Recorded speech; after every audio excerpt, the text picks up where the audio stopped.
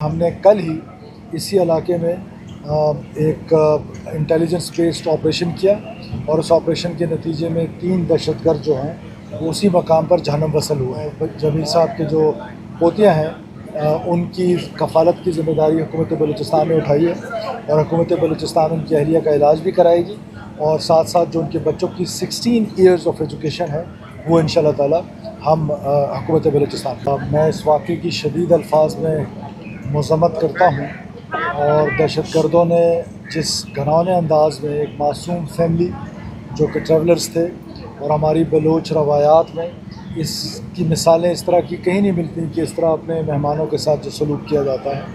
तो हुकूमत बलूचिस्तान और बलूचिस्तान के लोगों की तरफ से शदीद अल्फाज में मज़म्मत के बाद आपको ये भी बताता चलूँ कि हमने कल ही इसी इलाके में एक इंटेलिजेंस बेस्ड ऑपरेशन किया और उस ऑपरेशन के नतीजे में 3 दहशतगर्द जो हैं वो उसी मकाम पर जहन्नम वसल हुए हैं। और हमारी ये कोशिश हमेशा रही है कि ये जो दहशतगर्दी की जंग है हम उनके कॉन्फ्लिक्ट ज़ोन में हैं और कॉन्फ्लिक्ट ज़ोन में होने की वजह से इस तरह के जो वाक़यात हैं वो उनको रूल आउट नहीं किया जा सकता, लेकिन उनकी मज़म्मत और उनके सदेबाब के लिए हुकूमत बलूचिस्तान हमेशा कोशिश करती आई है, आइंदा भी इंशाल्लाह ताला कोशिश करेगी। जहाँ तक रही जमील साहब के बेटे की शहादत, वो किसी सोशल मीडिया चैनल पे मैं देख रहा था कि कोई उसको मोबाइल स्मगलिंग से जोड़ रहा है, कोई उसको किस चीज़ से जोड़ रहा है। वो एक शहरी थे पाकिस्तान के जो हमेशा से सिंध से इस मौसम में क्वेटा लोग ट्रैवल करते हैं, या आज की बात नहीं है। गर्मियाँ कराची में जब ज़्यादा होती हैं तो लोग क्वेटा आते हैं और ये कई सालों से लोग आते रहे और ये इसको उससे जोड़ना और ये सिर्फ अपनी वो सुबकी वो दहशतगर्द तंजीमें जो हैं वो अपनी सुबकी मिटाने के लिए इस तरह की घिनौनी हरकतें कर रहे हैं। और जमील साहब के जो पोतियाँ हैं उनकी कफ़ालत की ज़िम्मेदारी हुकूमत बलूचिस्तान ने उठाई है और हुकूमत बलूचिस्तान उनकी अहलिया का इलाज भी कराएगी और साथ साथ जो उनके बच्चों की 16 ईयर्स ऑफ एजुकेशन है वो इंशाल्लाह ताला हम हुकूमत बलूचिस्तान की। सीएम साहब ये बताइएगा आप पीएम बलूचिस्तान है, बलूचिस्तान के अंदर अरसा से अमन की सूरत हाल ख़राब है, यहाँ से लोग जाते हैं, पंजाब से जाते हैं, उनके साथ ये सूरत हाल होती है। तो आप ये बराए करम ये बता दें कि बलूचिस्तान के अंदर कितनी जगहों पर रियासत की रेट कायम है जहाँ आप खुद भी जा सकते हैं? मैं अभी भी अवारान से आ रहा हूँ और मैं हर जगह पर जा सकता हूँ। ये मेरे मिनिस्टर हैं, ये कल जिस रास्ते से लोग कहते हैं कि वो रास्ता बंद है बोलान का, उससे ट्रैवल करके आए हैं और रास्ते में पिकनिक भी बनाने आए हैं। तो ये परसेप्शंस और रियलिटीज़ में फ़र्क करके जीना सीखें।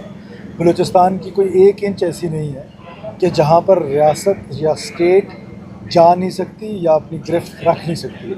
ये ज़रूर है कि जब आप ग्रे में ऑपरेट कर रहे होते हैं, सिक्योरिटी फोर्सेस के लिए चैलेंजेस हैं। किसी के माथे पे नहीं लिखा हुआ कि वो BLA है, वो दहशतगर्द है। जब एनिमी आपके सामने हो तो वो बड़ा आसान होता है। ये जब ग्रे में ऑपरेशंस हैं ये बड़ी मुश्किल होती है और मैं समझता हूँ कि बलूचिस्तान में हमारे हज़ारों किलोमीटर्स के हाईवेज़, बलूचिस्तान को आप इस तरह ना देखें, उन हाईवेज़ में हमने एक इंच को प्रोटेक्ट करना होता है और उन्हें किसी 1 इंच को ब्रीच करना होता है और हज़ारों ट्रैवलर्स जो हैं वो बाहिफाजत पहुँच जाते हैं और कई जो हैं वो इस तरह के हादसात का शिकार हो जाते हैं। तो ये अपने ही मुल्क में अपने ही इस तरह का बयानिया जिन लोगों ने गढ़ा हुआ है वो उन बयानिए से एक तो वायलेंस को रैशनलाइज कर रहे हैं, दूसरा तक़वियत दे रहे हैं उन दहशतगर्द तंजीमों को कि जो इस तरह की पाकिस्तान को खुदा न खास्ता तोड़ना चाहते हैं, मासूम लोगों को कत्ल गारत करना चाहते हैं, मासूम लोगों को, औरतों को, बच्चों को शहीद करना चाहते हैं। तो मेरा ख्याल है कि हमें मुकम्मल तौर पे ऐसे लोगों के ख़िलाफ़ वो बयानिया बनाना चाहिए, एज अ नेशन बयानिया बनाना चाहिए कि जो नेशन का बयानिया। सीएम साहब ये बताइएगा जैसे आपने कहा वाक़या किस तरीके से हुआ है, अभी तक की आपकी जो फाइंडिंग है, क्या चीज़ें सामने हैं? देखिए अभी तो बहुत कबल अज़ वक्त है। इनिशियली तो यही पता चला है कि वो जो इन्वेस्टिगेशन सामने आई है जो अपने दोस्त के यहाँ ठहरे हैं और उन्हें जिस तरह आप सबको पता है तो वो उसके बाद वापसी का उन्होंने सफ़र किया और रात को वो रास्ता भटके हैं और अभी तक की तो यही इन्फॉर्मेशन हैं जो मेरे पास, जो मैं आपके साथ शेयर कर रहा हूँ। और ज़ाहिर है हम इसमें हमने जो स्पेशल हमारी इन्वेस्टिगेशन टीम्स हैं वो इसकी इन्वेस्टिगेशन कर रहे हैं और अगर इसमें कोई और चीज़ इस तरह की सामने आई तो आपके साथ शेयर। सीएम साहब ये बताइएगा, बतौर वज़ीर आला आपने कहा कि हज़ारों ट्रैवलर सेफली पहुँच भी जाते हैं और कुछ ऐसे हैं जो हादसात का शिकार हो जाते हैं, तो ये हालात को कंट्रोल करना आपके बस की बात है? आए रोज़ हम सुनते हैं हक़ाइक़ पे और परसेप्शंस में क्या फ़र्क है।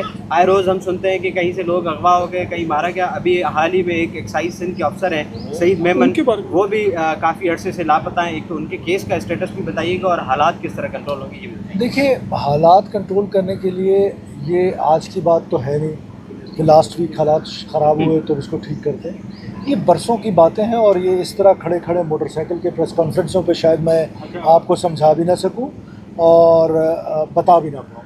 लेकिन ये ज़रूर ज़िम्मेदारी हमारी है। हम अपनी ज़िम्मेदारी को, एहसास को समझते हुए हम ये समझते हैं कि लोगों के जान और माल की तहफ़्फ़ुज़ की ज़िम्मेदारी आईन पाकिस्तान ने हमको दी है और हमारी सिक्योरिटी फोर्सेस के अंदर ये कैपेसिटी और कैपेबिलिटी मौजूद है कि वो इन दहशतगर्दों का मुकाबला भी कर सकते हैं और इनको जानों वसल